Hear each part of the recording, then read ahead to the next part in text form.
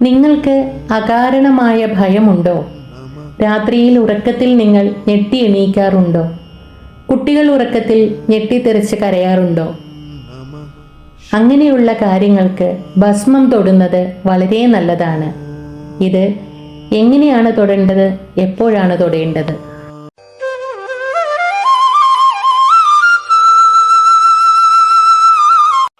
ശംഭോ മഹാദേവ. ഭസ്മധാരണം നമ്മുടെ ജീവിതത്തിൽ വളരെ പ്രധാനപ്പെട്ട ഒരു കാര്യമാണ്. മഹേശ്വര പ്രീതിക്കാണ് ഭസ്മധാരണം. നിത്യേന കാലത്തും വൈകിട്ടും ഭസ്മം ധരിക്കുന്നത് മൂലം ഒരുപാട് ഗുണങ്ങളുണ്ട്. അതെന്തൊക്കെയാണെന്ന് പറയാം. അതിനു മുമ്പ് ഒന്ന് പറഞ്ഞോട്ടെ, നിങ്ങൾ ആദ്യമായിട്ടാണ് എൻ്റെ ചാനൽ കാണുന്നതെങ്കിൽ ഇതൊന്ന് സബ്സ്ക്രൈബ് ചെയ്യാൻ മറക്കരുതേ. പണ്ട് കാലത്ത് വീടുകളിൽ കാലത്തും വൈകിട്ടും കുളിച്ച് വിളക്ക് വെച്ച ശേഷം ഉടനെ ഭസ്മം തൊടാൻ പ്രായമായവർ പറയാറുണ്ടല്ലേ. പവിത്രമായ ഭസ്മത്തിന് ഒരുപാട് ഔഷധ ഗുണങ്ങളുണ്ട്. രാവിലെ ഭസ്മം തൊടുമ്പോൾ നനച്ചും വൈകിട്ട് തൊടുമ്പോൾ നനയ്ക്കാതെയും വേണം തൊടാൻ. സ്ത്രീകൾ ഒരു കാരണവശാലും ഭസ്മം നനച്ചു തൊടരുത്. അതുപോലെ ഭസ്മം തൊടുന്നത് ചൂണ്ടുവിരൽ കൊണ്ട് തൊടാൻ പാടില്ല. ഭസ്മം ധരിക്കേണ്ടതുപോലെ ധരിച്ചാൽ അതിൻ്റെ ഗുണം അനുഭവിച്ച് തന്നെ നമുക്ക് അറിയാൻ സാധിക്കും. പഴയ കാലത്ത് ശരീരത്തിൽ എന്തെങ്കിലും തടിച്ചു പൊങ്ങുക, ചൊറിഞ്ഞു പൊട്ടുക, അങ്ങനെയുള്ള കാര്യങ്ങളൊക്കെ ഉള്ളപ്പോൾ മുത്തശ്ശിമാർ ആ ഭാഗത്ത് ഭസ്മം കൊണ്ട് തടവി തരാറുണ്ടല്ലേ. ഉടനെ തന്നെ ആ അസ്വസ്ഥത മാറാറുമുണ്ട്.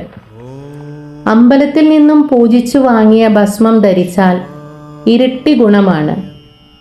കണ്ണേറ് ദോഷം, ബാധാദോഷം, അകാരണമായ ഭയം, രാത്രിയിൽ ഞെട്ടി എണീക്കുക, കുട്ടികൾ ഉറക്കത്തിൽ ഭയന്ന് കരയുക, ഇതൊന്നും ഇല്ലാതെ ഇരിക്കാൻ ശിവക്ഷേത്രത്തിൽ പൂജിച്ചു വാങ്ങിയ ഭസ്മം തൊടുന്നത് വളരെ നല്ലതാണ്. മാനസികമായ ഇങ്ങനെയുള്ള അസ്വസ്ഥതയ്ക്ക് മരുന്ന് കഴിച്ച് മാറ്റാൻ സാധിക്കുന്നതല്ല.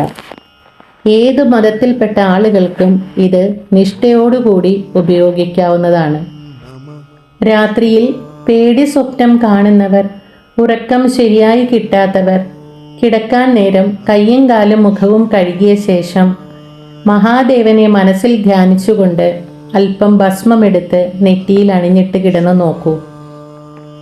ഈ പറയുന്ന ഒരു ബുദ്ധിമുട്ടുമില്ലാതെ നിങ്ങൾക്ക് ഉറങ്ങാൻ സാധിക്കും. ഇത് പണ്ടുകാലം തുടങ്ങി ഒരുപാട് പേർക്ക് അനുഭവമുള്ള കാര്യമാണ്. അകാരണമായി പേടിയുള്ളവർ കാലത്തും വൈകിട്ടും 21 ദിവസം അല്ലെങ്കിൽ 41 ദിവസം നിങ്ങൾ നെറ്റിയിൽ ഈ ഭസ്മം തൊട്ടു നോക്കൂ. വ്യത്യാസം നിങ്ങൾക്ക് അനുഭവിച്ചറിയാവുന്നതാണ്. അശുദ്ധിയായിരിക്കുന്ന സമയത്തോ പുലവാലായ്മ ഉള്ള ദിവസങ്ങളിലോ ഭസ്മം ധരിക്കാൻ പാടുള്ളതല്ല. മത്സ്യമാംസാദികൾ കഴിച്ചവർ ആണെങ്കിൽ കുളിച്ച് ശുദ്ധിയായ ശേഷം മാത്രമേ ഭസ്മം ധരിക്കാൻ പാടുള്ളൂ. അസഹനീയമായ രോഗങ്ങൾ ഉള്ളവർക്ക് വളരെ പെട്ടെന്ന് ആശ്വാസം നൽകുന്നതാണ് ഭസ്മധാരണം. ഇനി ഭസ്മം ധരിക്കുമ്പോൾ ജപിക്കേണ്ട ഒരു മന്ത്രത്തെക്കുറിച്ച് പറയാം.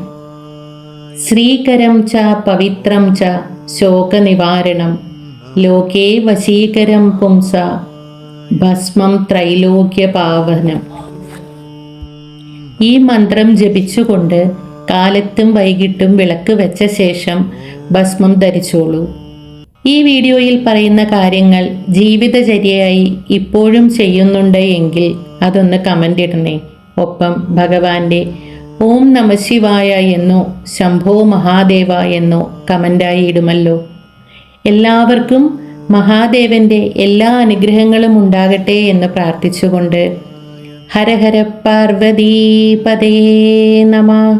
ഹര ഹര മഹാദേവ.